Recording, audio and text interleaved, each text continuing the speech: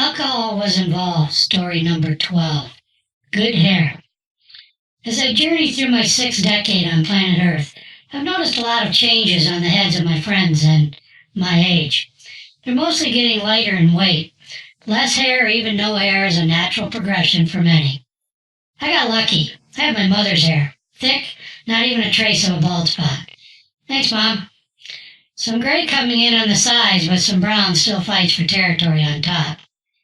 Growing up in a small town, I was always lucky as a youth to be taken by my father to a new barber shop that was really the first men's hair salon in our little agricultural community. That meant being advised about hair health and being sold good products at a very young age. I can't count how many times people cutting my hair compliment on whatever it is that impresses them. The density, the feel, the color, whatever. I'm an idiot on hair, so I'm not sure. Whatever it is, I'm thankful to have it. In high school in the 70s, I wore it like most my age, long to the shoulders. And it was very curly when growing out, so I had that going for me too. Apparently, girls like curly hair. It was at that time in my life when I received all of my senses: perfume, gasoline, and of course, beer. I was a proud, scrappy, and somewhat arrogant kid from a large, well-known local family. My hair was a statement, and what it needed for senior pictures was a bright yellow plaid zoot suit to go with it. Why not? My dad even helped me pick it out. And whose idea was it to add the bright yellow bow tie? What on earth was he thinking? Returning from an exchange student program in Europe, I stepped off the plane looking like a hippie left over from the 60s, with the long hair and a leather hat I picked up in Paris. My mom was not happy that I began every sentence in French. But some other parents were much more upset when we delivered their kids to the gate so drunk they could barely walk. The charter flight of exchange students leaving Amsterdam was missing a very important component of any large chartered group of high schoolers: a chaperone.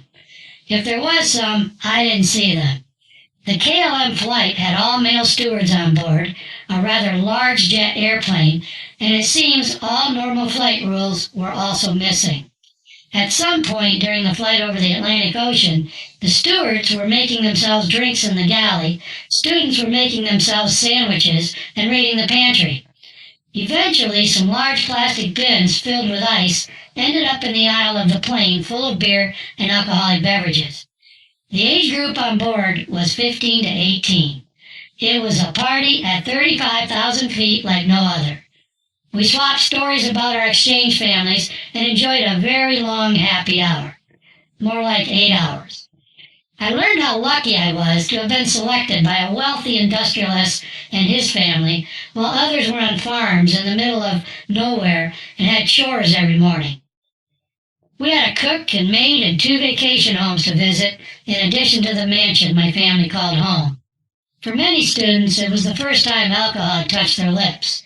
I knew this was not going to end well when we arrived at the U.S. airport to meet our parents. After a successful first career as a broker, I co-founded a real estate acquisition and development company. We specialized in buying property from the Resolution Trust Corporation, which was a government-owned company in charge of selling the real property, assets of banks and savings and loans that were closed by the Office of Thrift Supervision during the S&L crisis. Banks had made bad loans, and then the economy tanked. A barrel of oil was in the $15 range and decimated Houston. We were buying properties for pennies on the dollar. We made a lot of money. Confident I could color outside the lines as it relates to business looks, I decided to see what my hair looked like grown back out, so I returned the style to my high school haircut. The difference was that I could pull it back tight into a ponytail so you couldn't see it if you were facing me head on. The look on the face of the director of RTC's Southwestern region when we met face to face was priceless. She said she thought I was a lot older from our phone calls. I grinned in my expensive suit and ponytail. My wife at the time wanted me to add a diamond earring to the look, but that was a little too far outside the lines for me. After all, at the end of the day, I was a conservative Midwesterner, whatever that means. These business looks were just play acting for me. as I experimented with the dress for success mantra of many motivational speakers. I had fun trying to defy all the supposed rules and expectations. My daughter hated the ponytail. One of my uncles didn't like it either. On a family big game hunting trip in Wyoming, and after hearing him complain about all of the pre-scouting day breakfast tail that was there, I told him if I took a trophy opening morning, I would cut it off. As luck would have it, my theory in the mountains is that hunters in the lowlands on opening day will pressure the big bucks and bulls to run to the high country for safety, weather permitting. The older hunters stay close to camp in the lower elevations, and some of us young bucks like to hike up as high as we can and get up for the trails up on the high ridges and into the passes. Opening morning, I dropped my dad off in a meadow opening and I hiked up to the top. I found a rock formation and could see in all directions. I probably saw 50 deer in the first 15 minutes, and I knew I had found a freeway of an animal trail. Soon after, the biggest mule deer buck I've ever seen popped over a fence in front of me and silhouetted only about 60, 70 yards from me. It was a quick, clean kill. It better be at that distance. I'm a dead-eye shot, and that was as easy as they get. Relax. We eat everything we kill. I climbed down onto the ground below the rock formation, and all I could see was this huge rack on the ground. He was too big for me to move too far by myself. We later estimated him at nearly 400 pounds. I ran down the mountain to where Dad was and told him the story. I think he was more excited than I was. Now, how do we get him off the mountain? Quarter him out? Dad had an idea. We had borrowed my brother-in-law's brand new Ford Explorer that morning, an Eddie Bauer edition. Not a scratch on it. Until now. Dad decided we're going to try and drive that beautiful brand new vehicle through an overgrown trail that led up the side of the mountain. The plan was that we might get close to the downed animal. The trail was overgrown with buckbrush, prickly, thorny, sturdy buckbrush. I could still hear the sound of the scraping against the side of the vehicle as we slowly made our way up through the brush in our four-wheel drive. Dad said, "Don't worry about it. I'll take responsibility." Yeah, no kidding, Dad. We got within about 40 yards of where I had tried to drag the dead animal and where I had relieved him of his innards.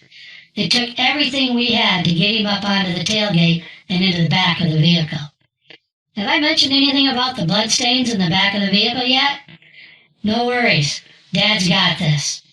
We got back into camp long before everyone returned for the lunchtime break.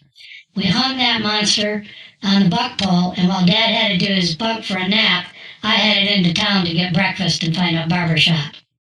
At the diner, I asked the waitress where the best barber was. She said, "Well, the guy across the street is good, but I wouldn't go there before noon or 1 o'clock. Why not, I asked. He has the shakes until early afternoon. I found another barber across town and had my ponytail cut off. My new hairdo was a military-style flat top, short on the sides. I kept the mustache so people would stop asking me in meetings, "How long have you been doing this?" That was the reason I grew it in the first place. I returned to camp with what looked like a squirrel tail in my hand. About 12 men and boys, all sharing the same last name, were waiting for me by the buck pole, including the ranch owner whose property we had hunting rights on. It was a trophy, all right. I sat down and wrote my daughter a poem about the morning and enclosed the ponytail as a gift. My uncle was very happy. My daughter was not when she opened the envelope. She kept that squirrel tail for many, many years, giving it back to me when she was a young adult. I still have it. The new flat-top haircut needed a new friend, so I grew what I called a Van Dyke, but others would argue that it's called a goatee.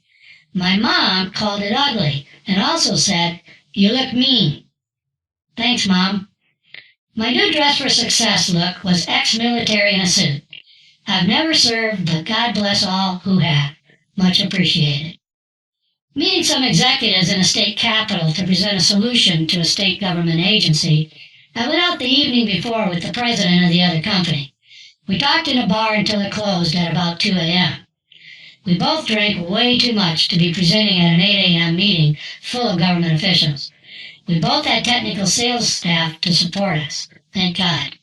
I knew his team and he knew mine.